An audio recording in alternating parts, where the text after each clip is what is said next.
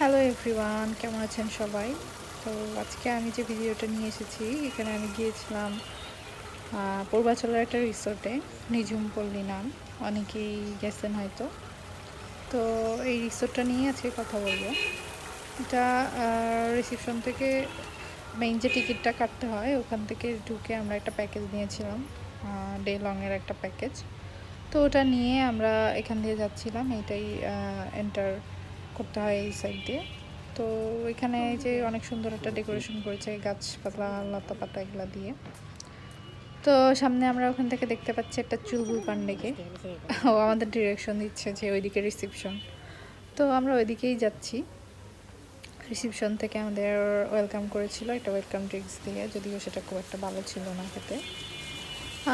তারপরে আমরা ঘুরে ঘুরে দেখছিলাম। জায়গাটা আসলে অল্প, কিন্তু মানে করেছে মোটামুটি দেখার মতো আর কি করেছে কিছু। যেখানে হচ্ছে যে এই সামনে যে চেয়ারের ডেকোরেশনগুলো ছিল, সূর্যমুখী ফুলের যে সানফ্লাওয়ারের যে ডেকোরেশনটা ছিল, এটাও সুন্দর ছিল।